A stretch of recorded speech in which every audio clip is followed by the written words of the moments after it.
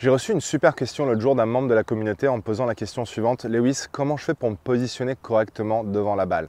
La relation entre la tête de club, les mains, le haut du corps, comment je dois faire? Et j'ai trouvé que la question était super parce que c'est quelque chose qui est extrêmement sous-estimé. On parle beaucoup de technique dans le swing, du backswing, du downswing, de l'impact et toutes ces choses-là sont évidemment importantes. Mais si dès le départ, on est mal positionné, le reste ne veut rien dire. Donc du coup, ce que je vais évoquer dans la vidéo d'aujourd'hui, c'est comment vous placer correctement devant la balle avec les fers intermédiaires, donc tout ce qui est relatif, pitching wedge, fer 9, fer 8. Et ensuite, on va aller dans l'extrême, on va parler du driver. Donc avec le fer 8 là dans les mains, moi ce que j'aime bien faire, c'est déjà positionner la balle en face de mon sternum. Donc je parle toujours de cette relation entre la balle et le haut du corps et très rarement entre la balle et les pieds. Donc la balle va se retrouver naturellement au centre de mon stance quand la balle est en face de mon sternum, mais la balle peut être déjà en ligne avec le milieu de mes pieds, mais regardez, mon sternum peut être derrière la balle, ou pire encore, le sternum peut être trop devant la balle. Et ça va causer des problématiques. Si le sternum se retrouve trop devant la balle à l'adresse, ça va créer un angle d'attaque trop en descendant, ça peut causer des balles aussi qui vont partir vers la droite parce qu'on va avoir un chemin de club extérieur-intérieur, ou on peut avoir le sternum qui est trop en arrière et puis là ça va causer des grattes parce que la club va rentrer en contact avec le sol beaucoup trop tôt. Donc dès le départ, c'est bien de parler de cette relation, oui, la balle par rapport au pied, mais regardez surtout votre balle par rapport au sternum. Est-ce qu'elle est en ligne, oui ou non? Si la réponse est oui, on est bien. Ensuite viennent les mains. Mes mains, ce que j'aime bien faire, c'est les positionner en ligne avec la balle. Donc là, j'ai une relation directe entre la balle, mes mains et mon sternum.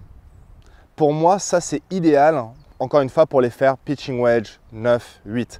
Cela va évoluer évidemment quand on rentre sur les longs fers, tout simplement parce que petit à petit, la balle va se retrouver un peu plus sur la partie avant de mon stance et, vous l'avez compris, sur l'épaule gauche. Donc je suis un joueur droitier.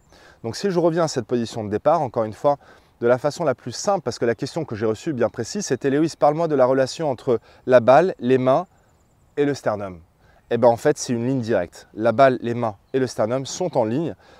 Mon stance est assez neutre à la largeur de mes épaules. Et surtout, ce que je ne veux pas, c'est d'avoir les mains qui soient trop en avant par rapport à la balle ou surtout trop en arrière, avec le sternum qui n'est pas derrière la balle ni en avant.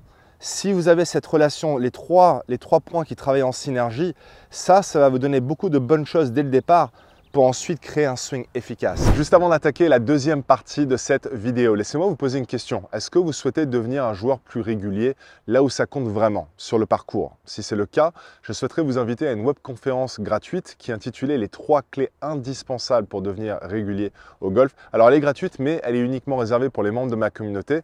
Vous pouvez y accéder tout simplement en cliquant sur le lien qui se trouve juste en dessous de cette vidéo. On va passer à peu près 1 heure ensemble, ça va être hyper convivial, très interactif. Et je vais vous expliquer en détail les 3 points qui vous permettront de trouver la régularité que vous souhaitez. Alors maintenant, si on va de l'extrême, si on va vers le driver, là, ma balle, ce qui va se passer, c'est qu'automatiquement, puisqu'on va avoir un angle d'attaque en ascendant, donc en remontant, pardon, évidemment que la balle, on va la positionner un peu plus sur le côté gauche, donc, ou le côté avant. Donc du coup, naturellement, ce qui va se passer quand la balle se retrouve plus vers l'épaule gauche, c'est que maintenant mon sternum va se retrouver naturellement vers l'arrière. Ce que je veux surtout pas, et ça pareil, j'entends la balle côté gauche, la balle côté gauche. C'est pour ça que je vous parle de la relation entre la balle et le haut du corps, parce que si la balle est trop sur le pied gauche, là maintenant je me retrouve avec mon sternum qui a envie de faire quoi? Il a envie d'avancer vers la balle. Et qu'est-ce qui se passe quand il a envie d'avancer vers la balle? Si je vous montre de profil, le haut du corps, lui, il va envie de faire ça. Il va avoir envie d'aller chercher la balle. Et plus je vais chercher la balle, et plus mes épaules sont maintenant orientées à gauche par rapport à la ligne de jeu. Ce qui va encourager, encore une fois, un plan de swing, un chemin de club trop extérieur-intérieur. Donc vous allez couper la balle, perdre beaucoup de distance. Donc si je me remets face caméra, j'ai ma position avec mon fer 9, fer 8, pitching wedge, balle au milieu de mon stance en ligne avec mon sternum. D'accord? Donc imaginez que j'ai mon fer 9 dans les mains. Et la seule chose que j'aime faire avec mon driver pour vous simplifier la vie le plus possible, c'est que je vais maintenant prendre mon pied droit et je vais le reculer pour que maintenant j'ai ma balle qui soit en ligne avec quoi? Mon épaule gauche. Mes mains se retrouvent où? Légèrement en arrière par rapport à la balle. En fait, mes mains se retrouvent maintenant en ligne avec la tête du driver. Pourquoi? Parce qu'encore une fois, on favorise un angle d'attaque en remontant.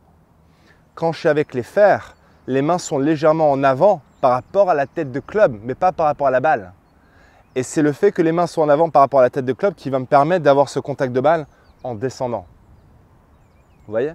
Donc la différence entre les deux, elle est très simple. Si je reprends mon fer 8. Voici ma position de départ. Les mains sont légèrement en avant par rapport à la tête de club. En ligne avec la balle et mon sternum, les 3 points travaillent en synergie. Ensuite, je passe sur un driver où évidemment je vais reculer parce que le club est plus long. Et là, je vais reculer mon pied droit vers la droite. Et maintenant, j'ai cette balle qui est parfaitement positionnée, les 2 points, la balle en ligne avec mon épaule gauche et les mains qui se retrouvent en ligne avec ma tête de club et le sternum qui est légèrement en arrière par rapport à la balle. Voilà les 2 grandes différences entre les petits fers et le driver. Les autres clubs vont se retrouver dans le juste milieu, on en parlera peut-être dans une autre vidéo, mais déjà je voulais à travers cette vidéo vous aider à vous positionner correctement avec ces 2 clubs-là.